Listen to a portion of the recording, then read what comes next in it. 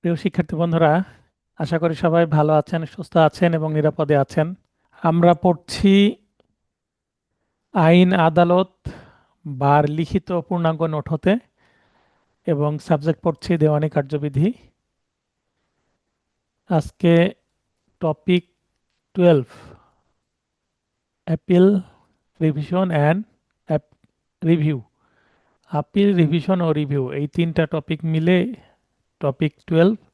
এখান থেকে 10টি প্রশ্ন সিলেক্ট করেছে। আশা করি এই 10টি প্রশ্ন থেকেই কমন আসার সম্ভাবনা আছে।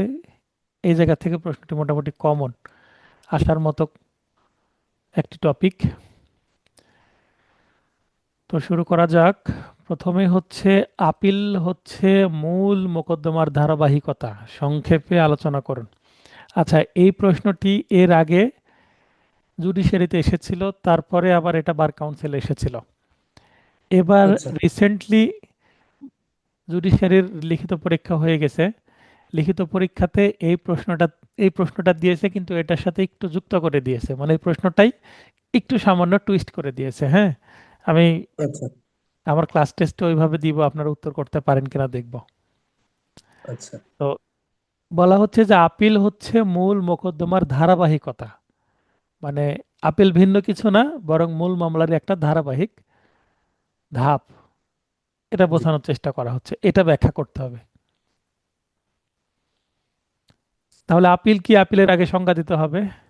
আপিল হলো উচ্চ আদালত কর্তৃক নিম্ন আদালতের সিদ্ধান্তের বিচারিক পর্যালোচনা। অন্যভাবে বলা যায়, নিম্ন আদালতের সিদ্ধান্তে ক্ষতিগ্রস্ত বা সংক্ষুব্ধ ব্যক্তি কর্তৃক উক্ত সিদ্ধান্তের বিরুদ্ধে প্রতিকার স্বরূপ সংশ্লিষ্ট উচ্চ আদালতে দাখিলকৃত আবেদনই হলো আপিল। তাহলে আপিলের একটি আমরা সংজ্ঞা দেওয়ার চেষ্টা করছি। আপিলে উচ্চ আদালত নিম্ন আদালতের সিদ্ধান্ত কি করতে পারবে? বহাল রাখতে পারবে, পুরোটা বাতিল করে দিতে পারবে, কিছুটা পরিবর্তন করতে পারবে, অথবা কোনো ত্রুটি সংশোধন করেও দিতে পারবে। জি এই ক্ষমতাগুলো প্রয়োগ করে। হয়ে গেল আপিল কি। এবার আমরা কি চা হচ্ছে প্রশ্ন, সেদিকে মনোনিবেশ করি। আপিল হচ্ছে মূল মোকদ্দমার ধারাবাহিকতা। প্রশ্নে দেখবেন কোটেশন দেওয়া আছে, তাই আমরা উত্তরে ভাবে দুই পাশে কোটেশন মার্ক দিলাম, মানে একেবারে পারফেক্ট করার চেষ্টা। নিম্ন আলোচ্য বিবৃতির যথার্থতা নিরূপণের মাধ্যমে বিষয়টি আলোচনা করা হলো বা ব্যাখ্যা করা হলো, যেভাবে বলি না কেন। The code of civil procedure 1908 এর ধারা 96 থেকে 112 এবং আদেশ 41 থেকে 45 এর বিধিসমূহে, তাহলে এই 41 থেকে 45-এ কিন্তু একটা বিধি নেই, অনেকগুলো বিধি আছে। তাই জি বিধিসমূহে কি করা হয়েছে? আপিল সংক্রান্ত বিধানসমূহ বর্ণিত হয়েছে। তাহলে আপিল নিয়ে কথাবার্তা ধারাতেও আছে, আদেশের বিধিতেও আছে। আদেশও আছে। জি কোনো দেওয়ানি মূল মামলা আরম্ভ হয়, মামলা বলি বা মোকদ্দমা বলি, সমস্যা নেই, এখতিয়ারভুক্ত আদালতের সেরেস্তাদারের নিকট আর্জি দায়েরের মাধ্যমে, এবং সমাপ্তি ঘটে মামলাটির বিজয়ী পক্ষকে প্রতিকার প্রদান করে ডিক্রি প্রস্তুতের মাধ্যমে। তো সাধারণত ডিক্রি প্রস্তুত করে বাদীকে বিজয়ী ঘোষণা করা হয়। অর্থাৎ একটি দেওয়ানি মূল মামলা প্রয়োজনীয় ধাপগুলোর মাধ্যমে অগ্রসর হয়, যা অবশ্যই একটি ধারাবাহিক প্রক্রিয়া। তাহলে মামলা ফাইলিং করলাম, তারপরে প্রথমে সমন ফেরত, মানে এসআরআইডি যেটা আমরা বলি সংক্ষেপে, তারপরে ডাব্লিউএস মানে রিটেন স্টেটমেন্টের জন্য লিখিত জবাব বা জবাবের জি জন্য, তারপরে জবাব যদি দাখিল করে তাহলে এডিআর এর জন্য, তারপরে এডিআর যদি সফল না হয় ইস্যু গঠনের জন্য 30 ধারার তদবির, এসডি, তারপর পিএইচ এর পরে এফপিএইচ এর পরে আর্গুমেন্টের পরে রায় বা আদেশ, তারপরে ডিক্রি। এভাবে মামলা ধারাবাহিকভাবে চলতে থাকে। তাহলে এই প্রক্রিয়াটা কি অবশ্যই কি একটা চেনের মতো যাচ্ছে, তার মানে অবশ্যই ধারাবাহিক প্রক্রিয়া, তাই না? জি ধারাবাহিকতা। তাহলে এই ধারাবাহিক প্রক্রিয়া ডিক্রি প্রস্তুতের মাধ্যমে পরিসমাপ্তি ঘটলেও আমরা আপাত দৃষ্টিতে ধরে নিচ্ছি যদি আপিল না হয় তাহলে ডিক্রি লাভ করলেই এই ধারাবাহিকতার কি শেষ হয়, তাই না? জি তা মামলার চূড়ান্ত পরিণতি নয়। তাহলে সমাপ্তি ঘটলেও আমাদের কাছে মনে হচ্ছে, কিন্তু তা কিন্তু মামলার চূড়ান্ত পরিণত নাই, কারণ এর বিরুদ্ধে রিভিউ, রিভিশন, আপিল করা যাবে। আপিল করার সুযোগ থাকছে। তার মানে এখানে সেকেন্ড ওপিনিয়নের সুযোগ থাকছে। নিম্ন আদালতের যে সিদ্ধান্ত সেটা হচ্ছে ফার্স্ট ওপিনিয়ন বা প্রথম সিদ্ধান্ত বা ফার্স্ট জাজমেন্ট আমরা বলবো। যদি আপিল করা হয়, আপিল আদালতে যে সিদ্ধান্ত দিবে সেটা হচ্ছে সেকেন্ড জাজমেন্ট বা সেকেন্ড ডিসিশন, তাই না? জি এখন কেউ যদি আপিল আদালতের সিদ্ধান্ত না মানে, এটার বিরুদ্ধে আবার রিভিশন করা যাবে হাইকোর্টে, তাহলে সেটা আবার থার্ড ডিসিশন বা জাজমেন্ট আসবে। জি একই বিষয় কিন্তু, তাই না? জি তো তাহলে অবশ্যই এটা কি ধারাবাহিক প্রক্রিয়া? যদি এটার উপরে কোনো কিছু থেকে থাকে তাহলে সেটা অবশ্যই কি ধারাবাহিক প্রক্রিয়া। আমি যতক্ষণ কি করছি, একটার পর একটা সিঁড়ি বা লিফটে করে উপরের দিকে যাচ্ছি, যতক্ষণ না ছাদ আসছে ততক্ষণ পর্যন্ত আমার সিঁড়ি শেষ হবে না, তাই না? জি তাহলে বিচারিক আদালতের প্রস্তুতকৃত ডিক্রি দ্বারা ক্ষতিগ্রস্ত বা সংক্ষুব্ধ পক্ষ ডিক্রিটির বিরুদ্ধে সংশ্লিষ্ট এখতিয়ার সম্পন্ন উচ্চ আদালতে প্রতিকার চাইতে পারে। বিচারিক আদালতের প্রস্তুতকৃত ডিক্রি দ্বারা ক্ষতিগ্রস্ত বা সংক্ষুব্ধ পক্ষ কর্তৃক প্রার্থিত এমন প্রতিকার যে আইনসঙ্গত পদক্ষেপের মাধ্যমে আরম্ভ হয় তাই আপিল। আপিলের সংখ্যা আরেকটু ভিন্নভাবে ডিটেলে দেওয়ার চেষ্টা করলাম। এক্ষেত্রে একটি গুরুত্বপূর্ণ বিধান হলো ডিক্রিটি জাবেদা নকল সংযুক্ত করে মেমোরেন্ডাম অফ আপিল প্রস্তুত করে আইনজীবীর মাধ্যমে আপিল দায়ের করা। উক্তরূপে আপিল দায়েরের মাধ্যমে নতুন কোনো কজ অফ অ্যাকশনের সৃষ্টি হয় না। তাহলে আপিল যে দায়ের করা হলো, আপিলে কি নতুন কজ অফ অ্যাকশনের কথা বলা হয়, না মূল মামলায় যে কজ অফ অ্যাকশন আছে সেটাই টিকে থাকে? ওই মূল মামলায় স্যার। মূল মামলায় যে কজ অফ অ্যাকশন সেটাই টিকে থাকে এবং নালিশি বিষয়বস্তু একই থাকে। কারণ মূল মামলা থেকেই কিন্তু আপিল উদ্ভূত হয়েছে, তাই না? জি বা উদ্ভব হয়েছে। বরং মূল মামলার কজ অফ অ্যাকশন এবং বিচার্য বিষয় বা বিষয়বস্তু আপিল কার্যক্রমে অভিন্ন থাকে। তার মানে একই সম্পত্তি নিয়ে বা একই বিষয় নিয়ে একই কজ অফ অ্যাকশন নিয়ে মামলা চললো এবং সেটা নিয়েই আবার আপিলে। ফলে যখন বিচারিক আদালতের মূল মামলার কার্যক্রমের সম্পূর্ণ নথি আপিল আদালতে আসে, তখন the code of civil procedure 1908 ধারা 107 এর বিধান সাপেক্ষে আপিল আদালত এখতিয়ার প্রয়োগ করে নথিতে সংরক্ষিত প্লিডিংস, প্লিডিংস মানে এখানে বাদীর আর্জি এবং বিবাদীর লিখিত জবাব জবাব। এবং উভয় পক্ষের সাক্ষ্যের পিডব্লিউ এবং ডিডব্লিউ দলিলাদি, উভয় পক্ষ কি কি দলিল সাবমিট করেছে, ডকুমেন্টারি এভিডেন্স ইত্যাদি পর্যালোচনা করে এবং উক্ত পর্যালোচনার ভিত্তিতে সিদ্ধান্ত প্রদান করে। আমরা গতকালকে এমসিকিউ ক্লাসে এভিডেন্স শিখেছি, তাই না? এই কারণে জি এই এভিডেন্স মানে সাক্ষ্য আইন এর মৌখিক সাক্ষ্য, দালিলিক সাক্ষ্য, দালিলিক সাক্ষ্যের মধ্যে প্রাথমিক সাক্ষ্য, তারপরে মাধ্যমিক সাক্ষ্য। মাধ্যমিক সাক্ষ্য, এই জিনিসগুলো শিখলাম। যখন আমি দলিলাদি বা এভিডেন্স বা ডকুমেন্টারি এভিডেন্স বললাম, তখন আপনার মনে পড়েনি গতকালকের ক্লাস? জি জি, স্যার। তার মানে সাক্ষ্য আইন যখন আপনি পড়া হয়ে যাবে, দেখবেন প্রতিটা সাবজেক্টের সাথে একটা কানেকশন তৈরি করতে পারছেন সাক্ষ্য আইনের। এই কানেকশন তৈরি করতে পারলে আপনার প্রস্তুতি কি হবে, পূর্ণাঙ্গ হবে। ঠিক আছে? কারণ সাক্ষ্য আইন, স্বপ্নাপু বলছেন কজ অফ অ্যাকশন কি? কজ অফ অ্যাকশন হচ্ছে মামলা করার কারণ।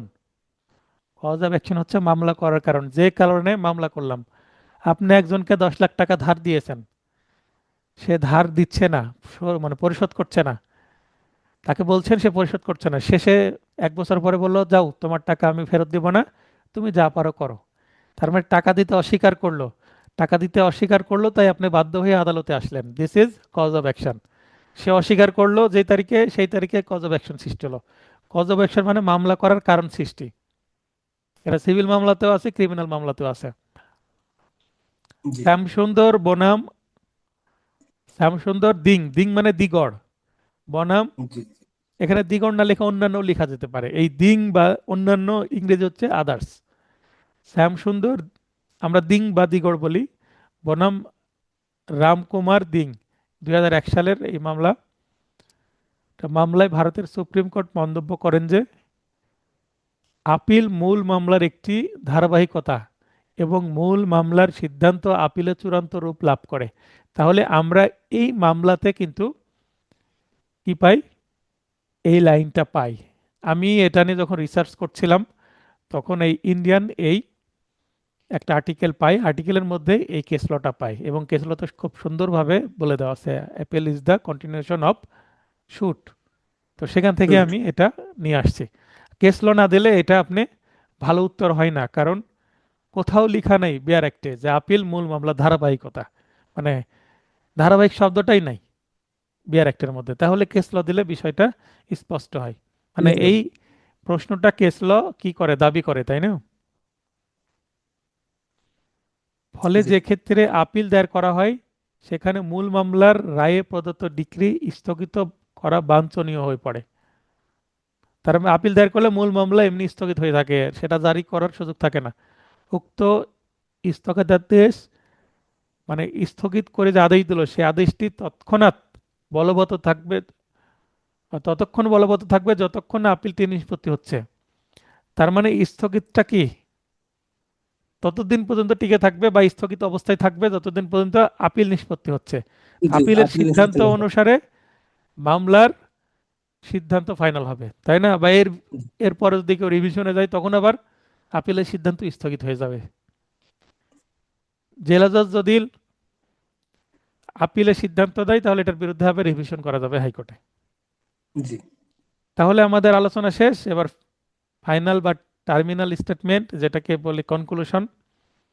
উপরোক্ত আলোচনায় দেখা যায় যে ডিক্রি প্রস্তুতের মাধ্যমে আপাত দৃষ্টিতে কোনো মূল মামলা সমাপ্তি ঘটে বলে মনে হলেও তা মামলার চূড়ান্ত পরিণতি নয়, বরং সংক্ষুব্ধ পক্ষ কর্তৃক আপিল দায়েরের মাধ্যমে মূল মামলার ধারাবাহিক প্রক্রিয়ায় আরেকটি কি যুক্ত হয়, ধাপ যুক্ত হয়।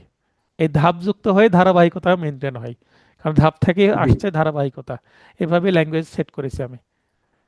আর এই ল্যাঙ্গুয়েজগুলোকে আমি একটু ডিকোড করছি যেন মুখস্থ করতে সুবিধা হয় আপনাদের মনে রাখতে, মানে ওই লাইনের থেকে গল্প তৈরি করছি।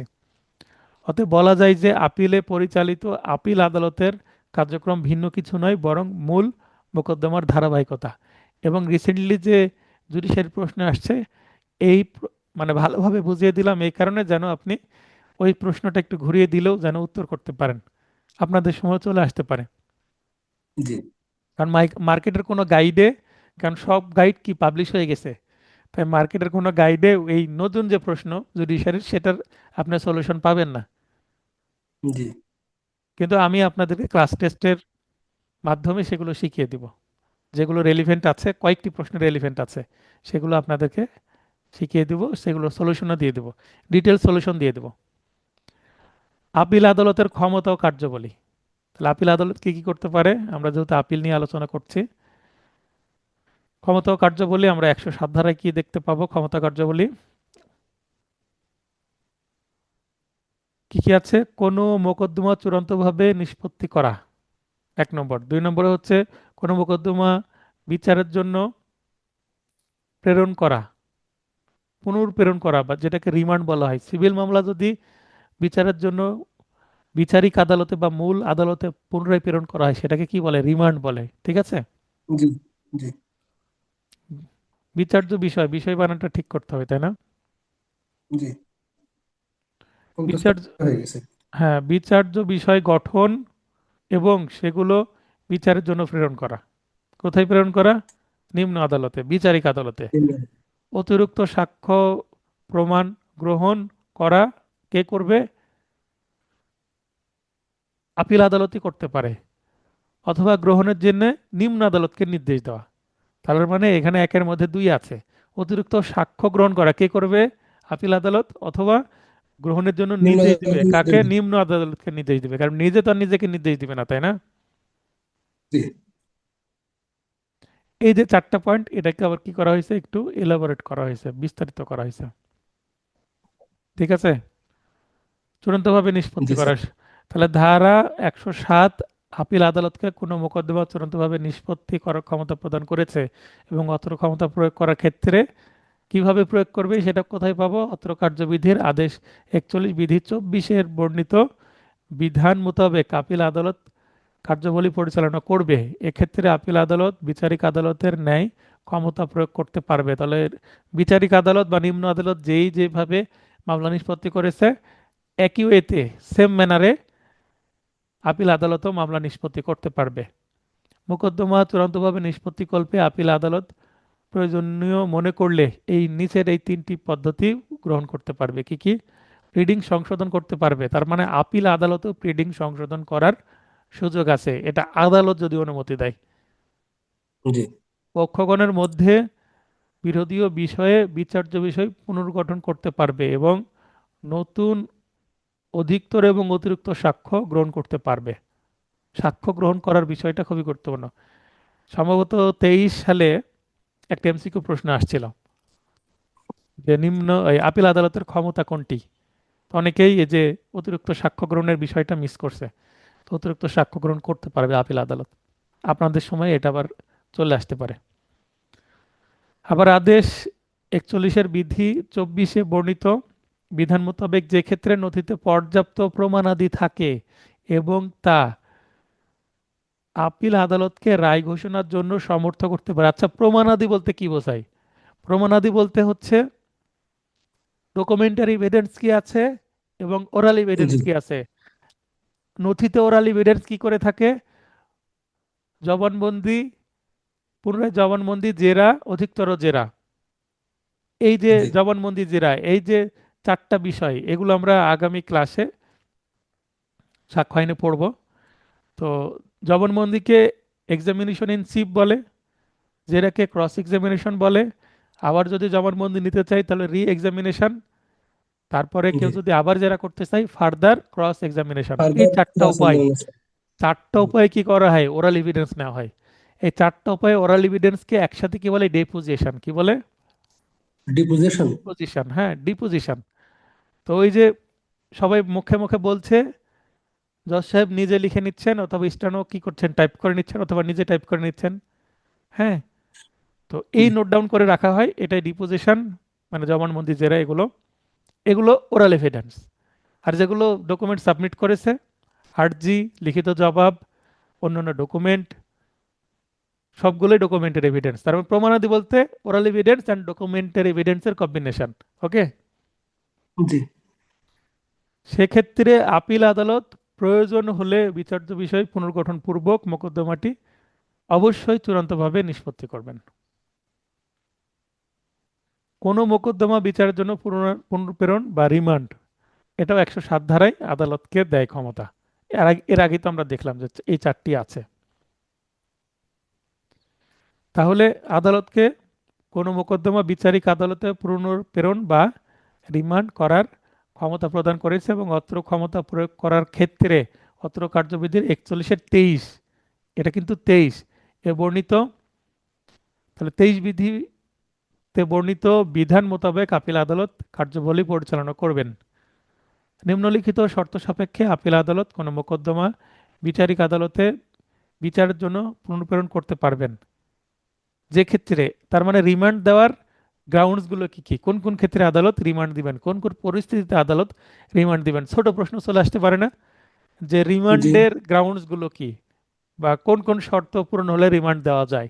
তখন আমাদের 107 ধারা এবং আদেশ 41 বিধি 23 অনুসারে এই চারটি পয়েন্ট উল্লেখ করতে হবে, তাহলেই রিমান্ডের শর্তগুলো পূরণ হবে। বিচারিক আদালত মোকদ্দমাটি প্রাথমিক প্রশ্নের নিষ্পত্তি করেছে কিনা। যদি প্রাথমিক প্রশ্নের নিষ্পত্তি যদি করে থাকে, তাহলে বিচারিক আদালত মোকদ্দমাটি পূর্ণাঙ্গ রূপে নিষ্পত্তি করেছে কিনা। যদি প্রাথমিক প্রশ্নের নিষ্পত্তি করে তাহলে এইটা পূর্ণাঙ্গ রূপে নিষ্পত্তি করার জন্য নির্দেশনা দিয়ে দিবেন। আর যদি পূর্ণাঙ্গ রূপে নিষ্পত্তি করে থাকে, তাহলে এখানে যদি কোনো ত্রুটি থাকে সেটা সংশোধন করে সেটা নির্দেশনা বা অধিকতর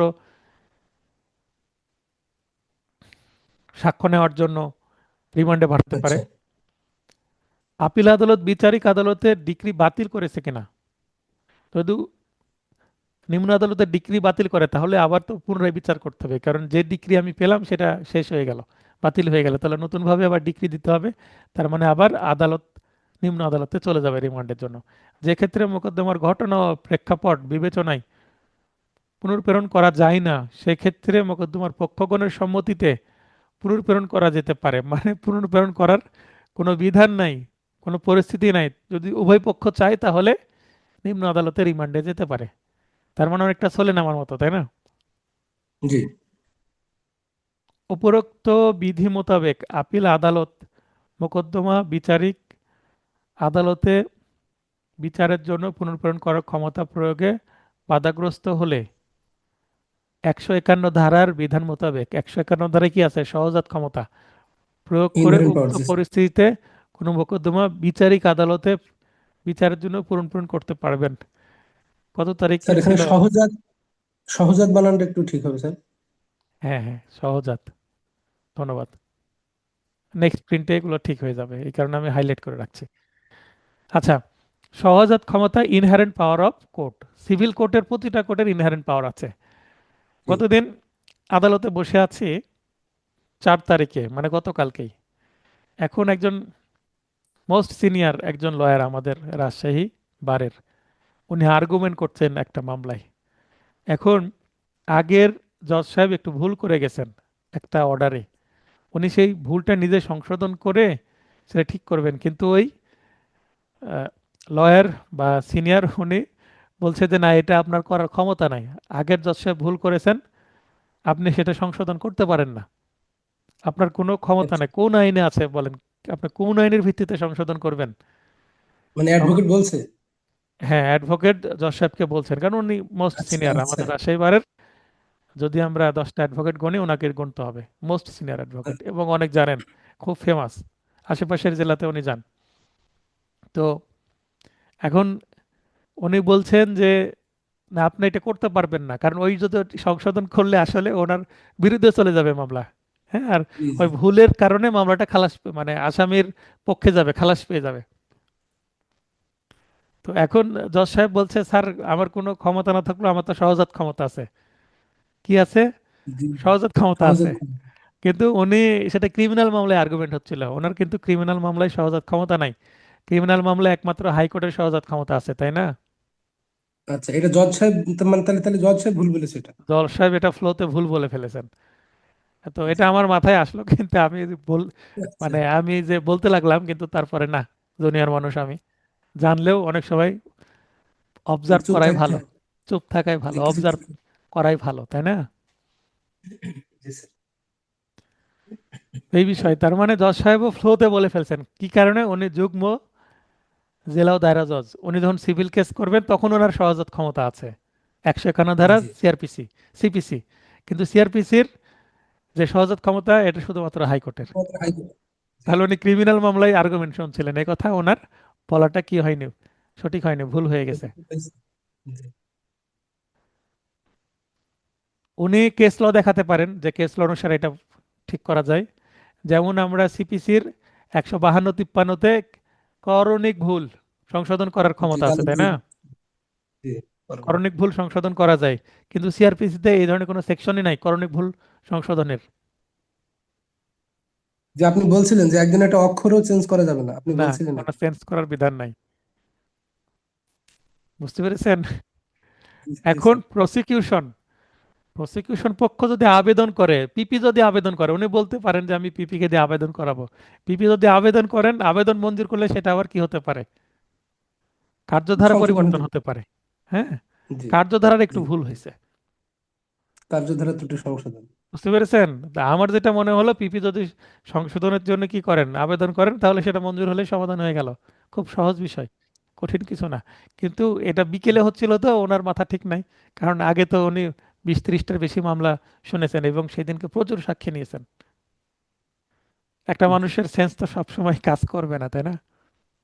জি। জি। বিচার্য বিষয় গঠন, এখানেও বিষয় বানানটা ওখান থেকে কপি পেস্ট করা। জি। এবং সেগুলো বিচারের জন্য পুনঃপ্রেরণ, এটা কোথায় আছে?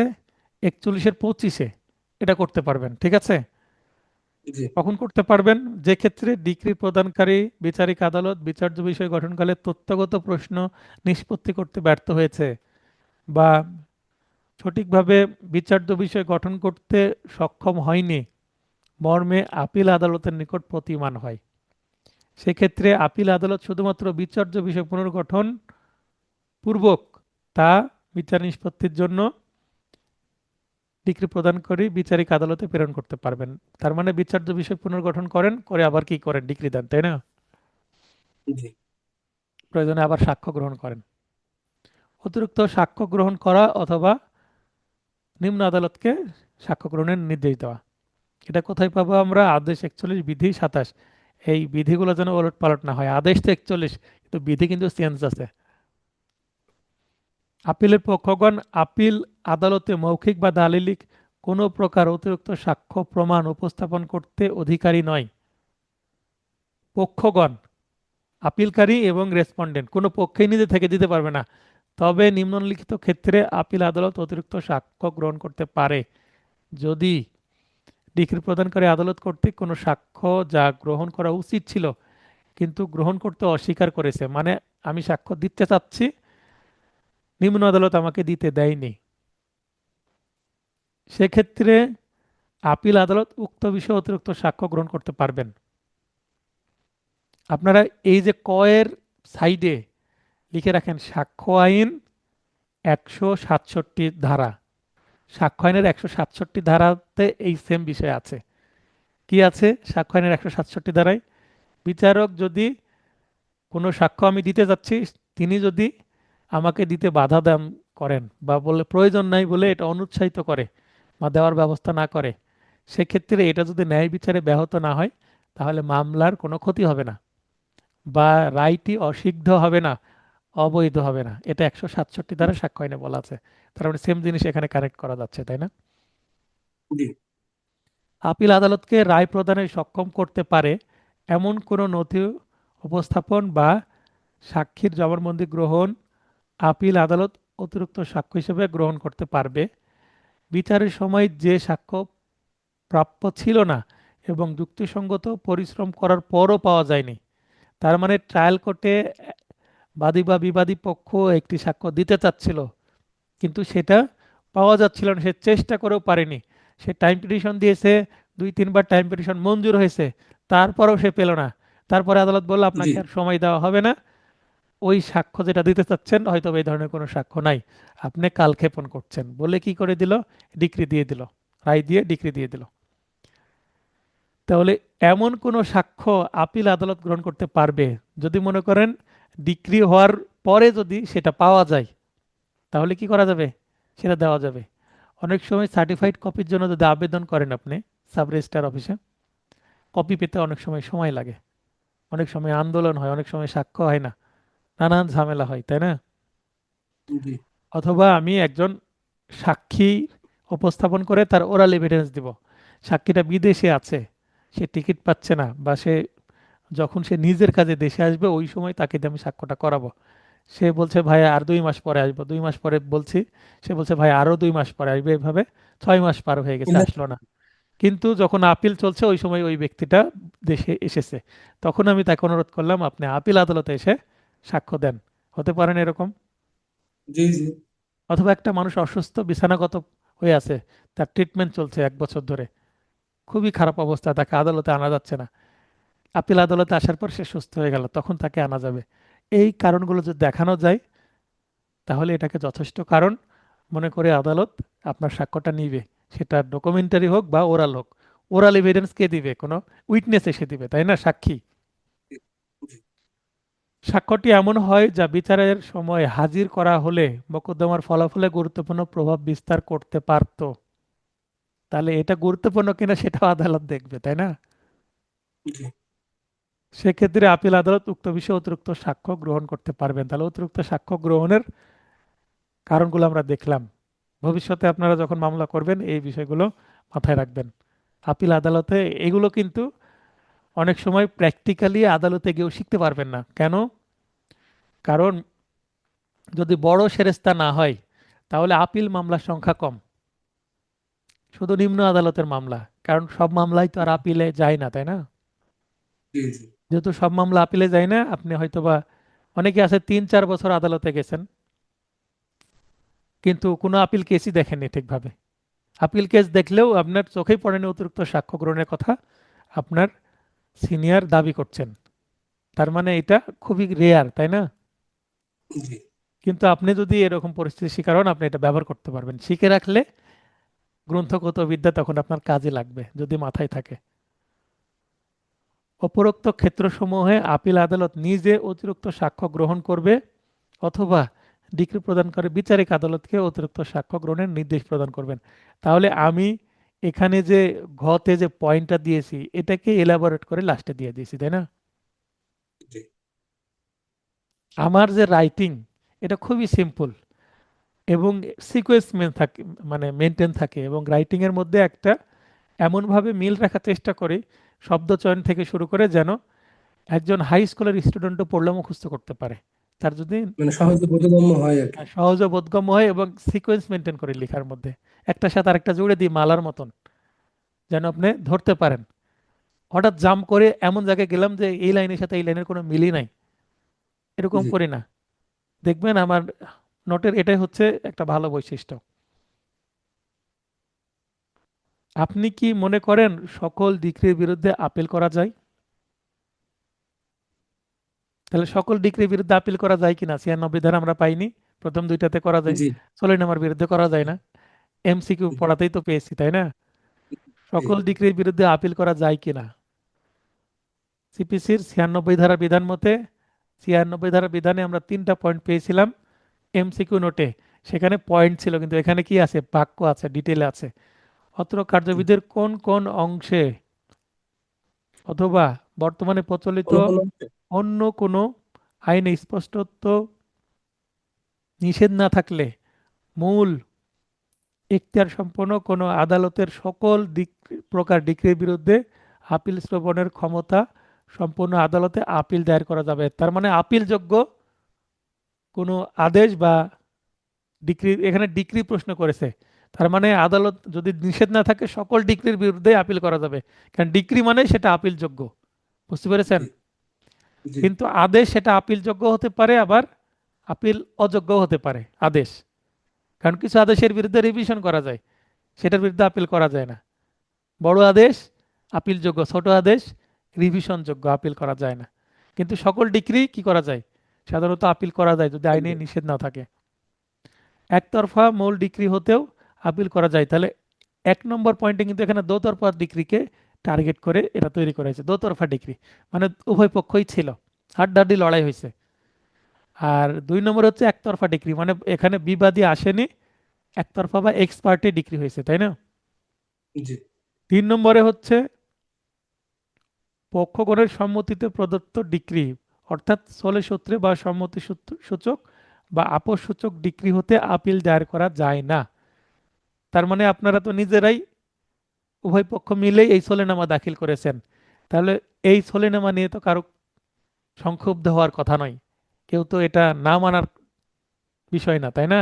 দুইজন মিলেই তো এটা জি সিদ্ধান্ত নিয়েছেন।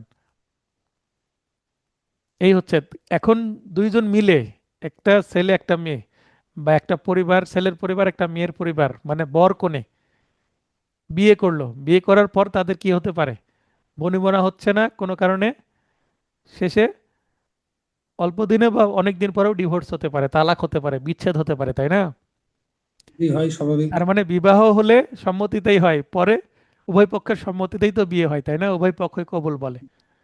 কিন্তু বিয়ে হলে বিচ্ছেদ আছে, তালাক আছে, কিন্তু সলেনামা হলে সেটার বিরুদ্ধে কি নাই? বিচ্ছেদ করার কোনো সুযোগ নাই, সেটা আর মানি না বলার সুযোগ নাই। তার মানে এখানে আপিল করার সুযোগ নাই। বুঝতে পেরেছেন? জি স্যার।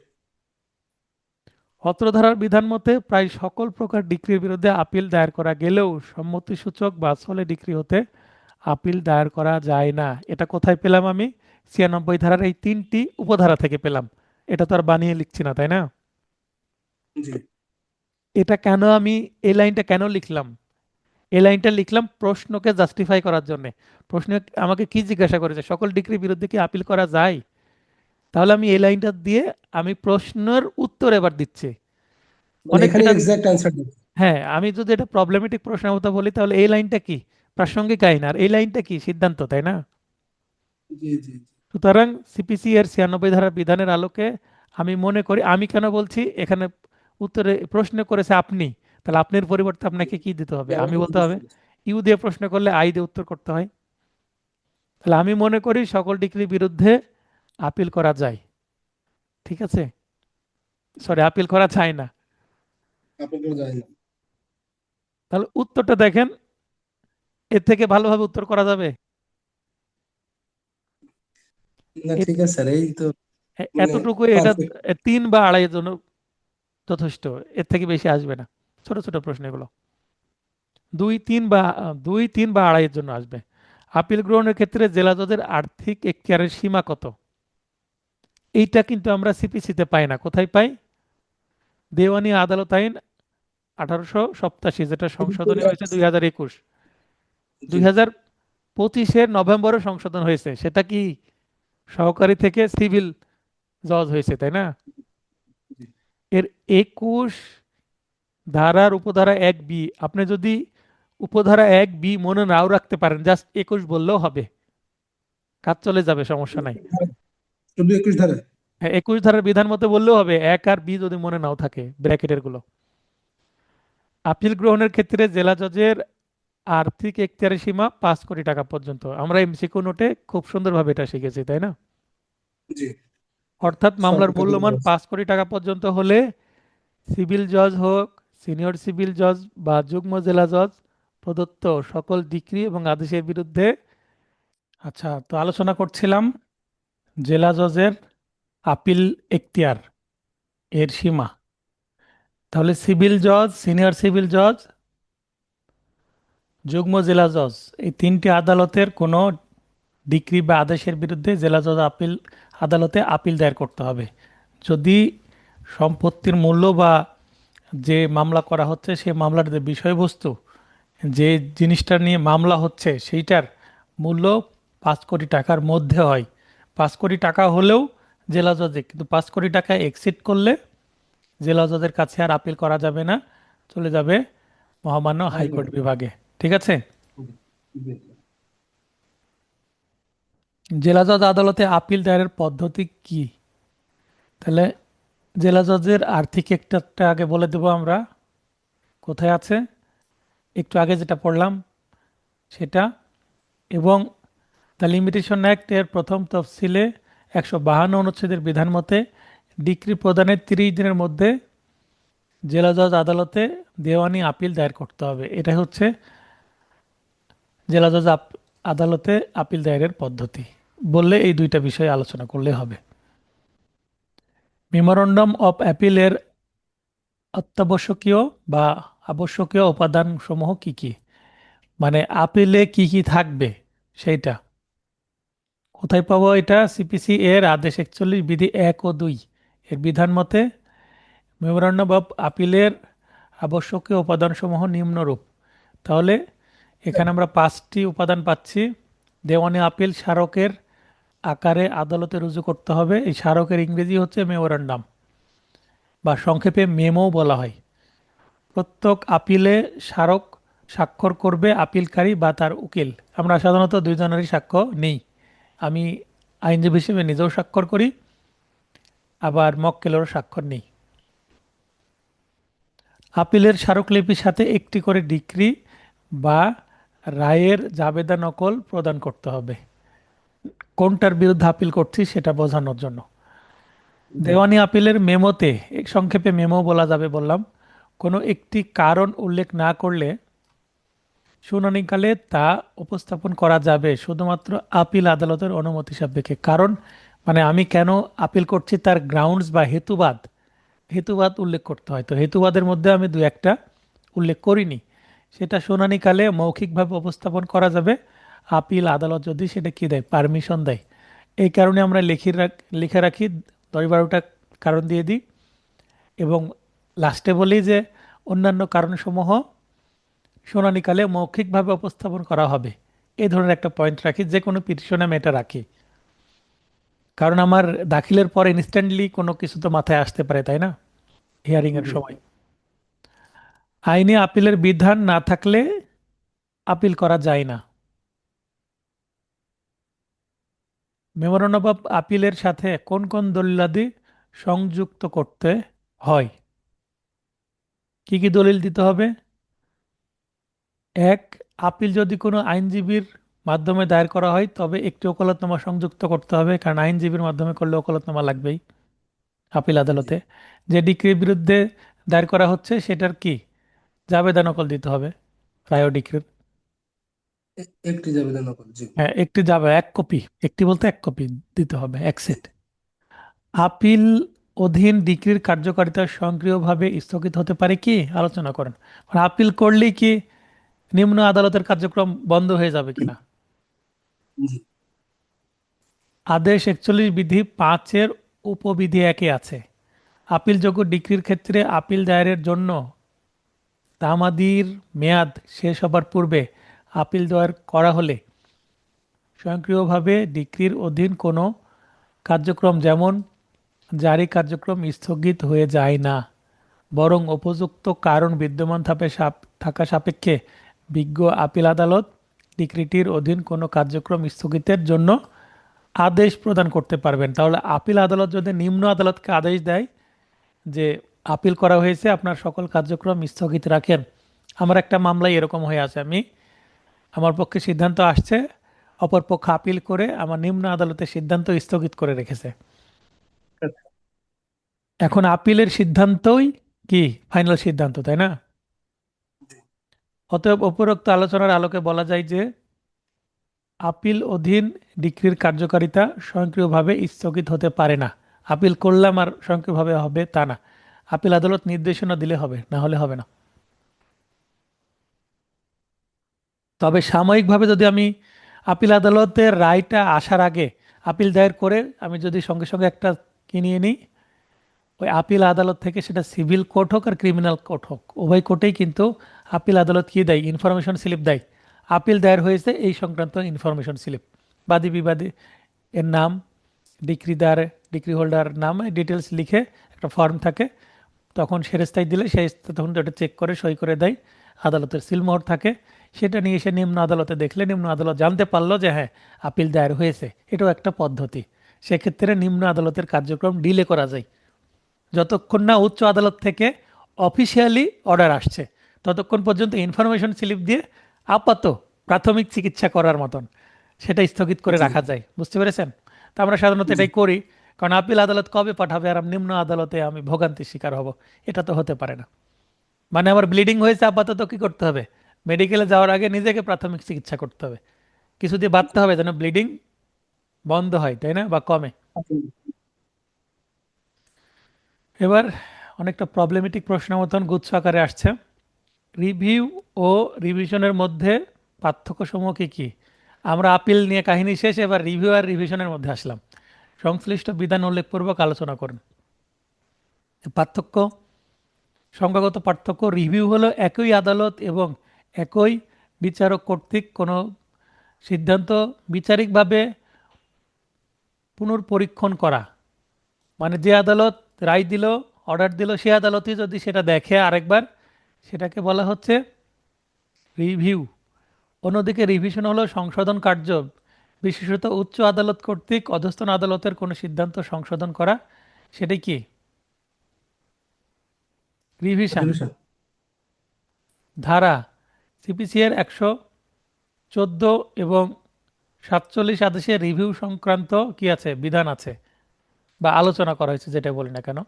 অপরদিকে 115 ধারায় রিভিশন সম্পর্কিত বিধান আলোচিত হয়েছে।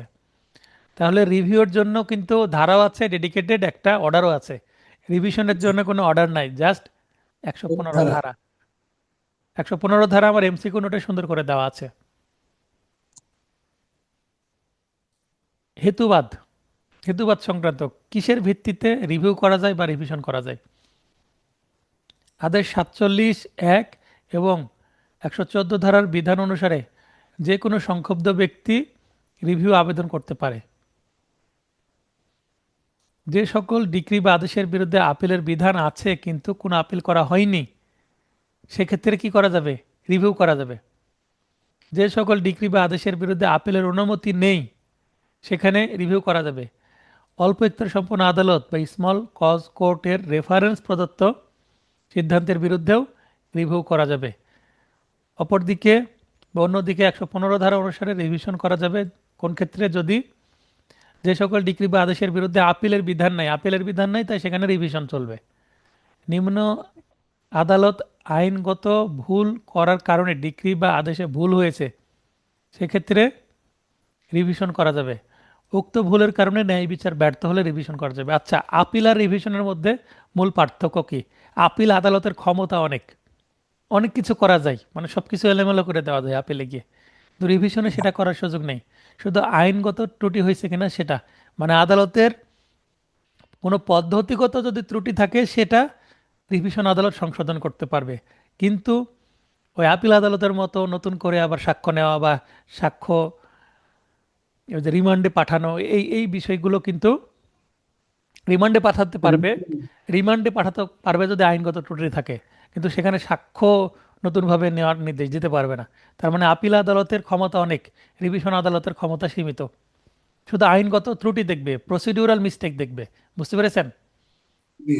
কিন্তু পক্ষগণ কি প্রমাণাদি দিয়েছে সেটাতে হাত দিতে পারবে না বা নতুন প্রমাণ যুক্ত করতে পারবে না রিভিশন আদালত। কিন্তু আপিল আদালত সবই করতে পারবে। সাদেক ভাই। আসসালামু আলাইকুম স্যার। ওয়ালাইকুম আসসালাম। স্যার, রিভিউর ক্ষেত্রে কোন ত্রুটিগুলো প্রযোজ্য? প্রশ্ন বুঝতে পারেনি। জি স্যার। স্যার, রিভিউর ক্ষেত্রে কোন ত্রুটিগুলো প্রযোজ্য আগে শুধুমাত্র আদালতের ক্ষেত্রে? আইনগত ত্রুটি, এখানে লেখা আছে নিম্ন আদালত আইনগত ভুল করার কারণে ডিক্রি বা আদেশে যদি ভুল হয়ে যায় সেক্ষেত্রে। জি স্যার, আইনগত ভুল হয়েছে, বুঝছি স্যার। ডিক্রি বা আদেশে সেই কারণে ভুল হয়ে গেছে, সেই ক্ষেত্রে কোর্টের ভুল বা আইনগত ভুল, প্রসিডিউরাল মিস্টেক, মানে এখানে আইনের ভুল বা ভুল আইনে মামলা হয়েছে এক, ভুল আইনে মামলা হয়েছে এক, অথবা প্রসিডিউরাল মিস্টেক হয়েছে। আমরা আইন দুই প্রকার সাধারণত জানি, একটা তত্ত্বগত আইন, একটা পদ্ধতিগত আইন। তো একটা সিভিল মামলায় মনে করেন যে মূল মামলাটা হয়েছে এসআর অ্যাক্ট বা সুনির্দিষ্ট প্রতিকার আইনের ৯ ধারায়। ৯ ধারায় যদি মামলা হয় সেখানে সত্য কার বা মালিককে সেটা দেখা হয় না, ৮ ধারায় দেখা হয়। এখন মামলা আসলে ৮ ধারায় হওয়ার কথা ছিল, কিন্তু ভুল করে ৯ ধারায় করেছে। তার মানে এখানে তত্ত্বগত আইনেরই ভুল হয়ে গেছে, তারপরে কোনো প্রসিডিউরাল মিস্টেক হতে পারে পরে। তার মানে এখানে পদ্ধতিগত আইনের ভুল বা তত্ত্বগত আইনের ভুল, এই দুইটা শুধু ভুল দেখবে রিভিশন আদালত। বুঝতে পারলেন? জি স্যার। এবং এই ভুল করার কারণে যদি ডিক্রি বা আদেশে যদি ভুল হয় সেক্ষেত্রে রিভিশন আদালত নিম্ন আদালতের ডিক্রি বা আদেশে হস্তক্ষেপ করবেন বা সংশোধন করবেন। কিন্তু আইনগত ভুল হওয়ার পরেও যদি ডিক্রি বা আদেশে কোনো ভুল না হয়, মানে ন্যায় বিচার ব্যাহত না হয়, সেক্ষেত্রে রিভিশন আদালত সেটাতে আর হাত দিবে না, কারণ ঠিকই আছে, যদিও আইনগত সামান্য ত্রুটি হয়েছে, এই ত্রুটি না হলেও একই আদেশ আসতো। ঠিক আছে? জি স্যার।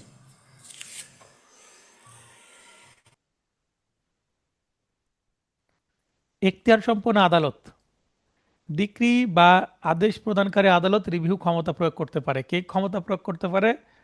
যে আদালত ডিক্রি বা আদেশ দেয় সে আদালতের রিভিউ। অন্যদিকে হাইকোর্ট বিভাগ ও জেলা জজ আদালত রিভিউ ক্ষমতা প্রয়োগ করতে পারে। তাহলে নিম্ন যে আর তিনটা আদালত আছে, রিভিশন ক্ষমতা হ্যাঁ প্রয়োগ করতে রিভিশন পারে। সরি, নিম্ন তিনটা যে আদালত আছে, একটা হচ্ছে সিভিল জজ, সিনিয়র সিভিল জজ এবং যুগ্ম জেলা জজ, এই তিনটা কোর্ট রিভিউ ক্ষমতা প্রয়োগ করতে পারলেও রিভিশন ক্ষমতা প্রয়োগ করতে পারে না। পারেন। অতিরিক্ত জেলা জজও কিন্তু রিভিশন ক্ষমতা প্রয়োগ করতে পারে, কারণ জেলা জজ এবং অতিরিক্ত জেলা জজ একই।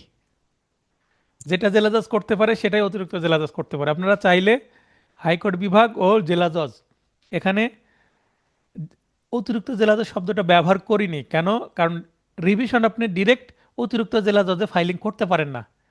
জেলা জজের কাছে ফাইলিং হবে, জেলা জজ চাইলে সেটা অতিরিক্ত জেলা জজকে শুনানির জন্য পাঠাতে পারে। আচ্ছা। বুঝতে পারলেন? তামাদির মেয়াদ, জেলা জজ আদালত বা হাইকোর্ট বিভাগে 90 দিনের মধ্যে রিভিউ আবেদন করতে হয়। অন্যদিকে হাইকোর্ট বিভাগে 90 দিন, জেলা জজে 30 দিন। ভিন্ন ভিন্ন রিভিউয়ের তামাদের মেয়াদ দেখছি আমরা। তাহলে তামাদের মেয়াদের ক্ষেত্রে একটা পার্থক্য, তাই না? আমলে গ্রহণ, শুধুমাত্র সংক্ষুব্ধ ব্যক্তির আবেদন ক্রমে আদালত রিভিউ আবেদন শুনতে পারে। সউদ্যোগে আদালতের এমন আবেদন শুনানি করার কোনো সুযোগ নেই। তার মানে রিভিউ নিজের ত্রুটি কেউ নিজে দেখবে না। অন্যজন যদি ত্রুটি দেখতে বলে কোনো পক্ষ, তাহলে নিজেরটা নিজে দেখবে। মানে রিভিউ সুমুটোভাবে করা যায় না। অন্যদিকে সংক্ষুব্ধ ব্যক্তির আবেদন ক্রমে ও স্ব-উদ্যোগে হাইকোর্ট বিভাগ রিভিশন ক্ষমতা প্রয়োগ করতে পারে। জেলা জজ কিন্তু স্ব-উদ্যোগে করতে পারে না, কারণ হাইকোর্ট এর একটা দায়িত্ব আছে পুরো দেশের ল অ্যান্ড অর্ডার সিস্টেমটাকে মেনটেন রাখা। জি যদি জি। কোনো জায়গায় কোনো বিশৃঙ্খলা তৈরি হয় তাহলে হাইকোর্টের ব্যর্থতা এটা, বুঝতে পেরেছেন?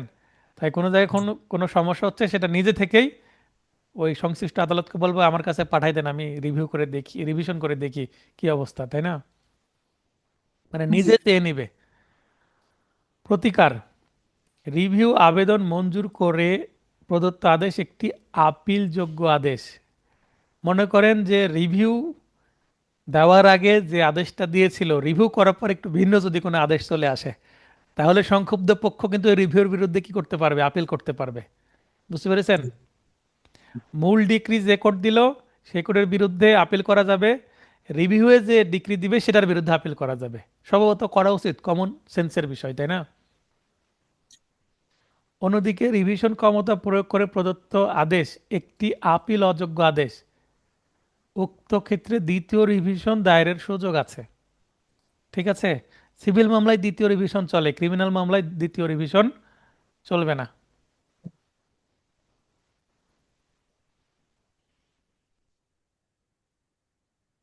এখানে খতে বলছে যে কোনো মোকদ্দমা পুনঃপ্রেরণ বা রিমান্ড পাঠানোর ক্ষেত্রে কি কি কি ক্ষেত্র, এটা অলরেডি আমরা 1 নম্বর প্রশ্নের মধ্যে পড়ে ফেলেছি। এটা যদি আলাদাভাবে প্রশ্ন আসে এতটুকু আলোচনা করতে হবে, 1 নম্বর প্রশ্নের মধ্যে আছে। তখন আলোচনার সময়ও আমি বলছিলাম এটা, তাই না? পুনঃপ্রেরণকৃত মোকদ্দমার ক্ষেত্রে বিচারিক আদালতের করণীয় কি? তার মানে এখানে একের মধ্যে দুইটা প্রশ্ন আছে, দুইটা পার্ট। আপিল আদালত কি কি করবেন? আপিল আদালতের নির্দেশ অনুসারে মোকদ্দমাটি নিষ্পত্তির ব্যবস্থা করবেন। মানে আপিল থেকে মামলাটি রিমান্ডে চলে আসছে নিম্ন আদালতে, এখন নিম্ন আদালত কি করবেন সেটা বলা হচ্ছে। আপিল আদালতের নতুন কোনো বিচার্য বিষয় প্রণয়ন করলে, মানে কোনো যদি ইস্যু গঠন করা হয় নতুনভাবে, সে মোতাবেক মোকদ্দমাটি নিষ্পত্তির ব্যবস্থা করবেন। এমন মোকদ্দমা মূল মোকদ্দমা নম্বরের অধীন গ্রহণ করতে হবে, মানে আগের মামলা যেটা থাকবে সেটাই, নতুন কোনো মামলার সৃষ্টি হবে না, মামলা নম্বরেরও সৃষ্টি হবে না। অতঃপর মোকদ্দমায় অগ্রসর হবেন, মানে পরবর্তী স্টেপে যাবেন এবং স্টেপ বাই স্টেপ চলতে থাকবে। বিশেষ ক্ষেত্র ব্যতীত শুধুমাত্র মূল বিচারের সময় গ্রহণকৃত সাক্ষ্যই পুনঃগৃহীত মোকদ্দমায় সাক্ষ্যরূপে বিবেচনা করবেন। তার মানে নতুন অধিকতর সাক্ষ্য গ্রহণের ক্ষেত্র খুবই সীমিত, যেটা আমি এর আগে উদাহরণে বললাম, যে আপনি 10 বছর প্র্যাকটিস করলেও হয়তো বা একটা মামলা তো দেখবেন না যে রিমান্ডে এসে নতুনভাবে সাক্ষ্য গ্রহণ হচ্ছে বা আপিল আদালতে নতুন সাক্ষ্য নিচ্ছে, রেয়ার খুবই। পুনরায় গ্রহণকৃত মোকদ্দমায় বিচারের ক্ষেত্রে বিচারিক আদালতের স্বাধীনতা আপিল আদালতের নির্দেশনা দ্বারা নিয়ন্ত্রিত হবে। বিচারিক আদালত যা তা করতে পারবেন না। আপিল আদালত একটা নিয়ন্ত্রণ বা অদৃশ্য একটা কন্ট্রোল দিয়ে রাখবেন, তাই না? জি জি। এই নির্দেশনার বাইরে যাওয়া যাবে না, একটা বাউন্ডারি দিয়ে রাখবে আপিল আদালত। কারণ এর আগে তিনি বিচার করতে কি হয়েছেন বলতে গেলে ব্যর্থ হয়েছেন। আপিল আদালতের এখানে কি হস্তক্ষেপ লাগছে। আপিল আদালতের নির্দেশনা থাকলে বিশেষ ক্ষেত্রে অতিরিক্ত সাক্ষ্য গ্রহণ করবেন যদি নির্দেশনা থাকে। বিচার শেষে পুনরায় রায় প্রদান করবেন। এক্ষেত্রে নতুন রায়ের আলোকে প্রস্তুতকৃত ডিক্রি বা পূর্বের ডিক্রির অনুগামী বা প্রতিগামী যে কোনো প্রকার বা সমন্বিত উভয় প্রকার হতে পারে। তাহলে নতুন রায়ের আলোকে প্রস্তুত ডিক্রি পূর্বের ডিক্রির অনুগামী বা প্রতিগামী। অনুগামী মানে আগে যেরকম ছিল পক্ষে। পরেরটাও এরকম, মানে রায়ের জি কোনো ডিক্রির কোনো পরিবর্তন হচ্ছে না। জি। আর প্রতিগামী বলতে বিপরীত হচ্ছে, তার মানে এর আগে ডিক্রি দিয়েছিল এবার ডিক্রি নাকচ করে দিল। বিপক্ষে বা পরিবর্তিত। জি। হ্যাঁ, প্রতিগামী বলতে বিপরীত, এগেনস্ট চলে যাচ্ছে, তাই না? এই ল্যাঙ্গুয়েজ একটু আহ, উচ্চতর ল্যাঙ্গুয়েজ ইউজ করেছি, যদি বুঝতে সমস্যা হয় ডিক্রির অনুকূলে প্রতিকূলে শব্দ ব্যবহার করতে পারেন। না, আর আমাদের কিছু ল্যাঙ্গুয়েজ তো শিখতে হবে স্যার, থাক এটা ঠিক আছে। হ্যাঁ, না, আপনারা চাইলে মানে এটা শিখিয়ে দিলাম এই ল্যাঙ্গুয়েজটা বোঝার জন্য। জি জি। আপনার যত যত ভালো ল্যাঙ্গুয়েজ ব্যবহার করবেন তত র্যাপটিং ভালো হবে। আপিল নিষ্পত্তির জন্য আপিল আদালতের করণীয় কি? এটাও কিন্তু আমরা অলরেডি 1 নম্বর প্রশ্নের মধ্যে পড়ে ফেলেছি, 41-24। এবার প্রবলেমেটিক প্রশ্ন। একটি জমি বাবদ সত্য ঘোষণার দাবিতে সিভিল জজ আদালতে মামলা করলো। কোন আদালতে মামলা করলো? সিভিল জজ আদালতে মামলা করলো। আদালত মামলাটি এই কারণে খারিজ করে যে ক তার সত্যের যথাযথ দলিল দাখিল করতে পারেনি। পরে দলিলটি সংগ্রহ করে। স্যার এটা কি সত্যের হবে? হ্যাঁ, সত্যই তো। সত্ত্বেও মানে এটা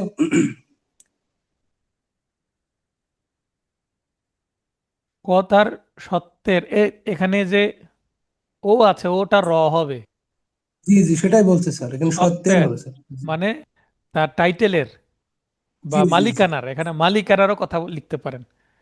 জি, সেই তার দলিল দাখিল করতে মালিকানার পারেন। বা সত্যের হবে। থ্যাংক ইউ জি ভাই। সেটাই বলছে। আচ্ছা। তো যথাযথ দলিল দাখিল করতে পারেনি। এক্ষেত্রে কোন আদালতে কি কি ধরনের মামলার মাধ্যমে প্রতিকার পেতে পারে, সংশ্লিষ্ট বিধান উল্লেখপূর্বক যুক্তিসহ উত্তর দেন। অলরেডি কিন্তু এই বিষয়ে আমরা পড়ে আসছি। তার মানে আমি নিম্ন আদালতে দলিলটা দিতে পারিনি, পরে আমি সংগ্রহ করতে পেরেছি।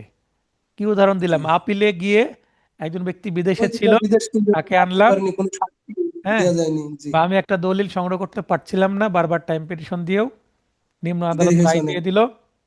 হ্যাঁ, জি পরে আমি সংগ্রহ করলাম, তাহলে আমাকে কি করতে হবে? আপিল করতে হবে, তাই না? জি তাহলে আপিল, এখানে 2টি প্রতিকার আছে। 96-2 ধারার বিধান মতে বিজ্ঞ জেলা জজ আদালত বরাবর আপিল দায়ের করতে হবে। আর আদেশ 47-এর বিধি একমতে ডিক্রি প্রচারের 90 দিনের মধ্যে সিভিল জজ আদালতে রিভিউয়ের আবেদনও করা যাবে। রিভিউ আবেদন করে রিভিউয়ে যে আমি কি করব? দলিলটা দেওয়ার চেষ্টা করব, তাই না?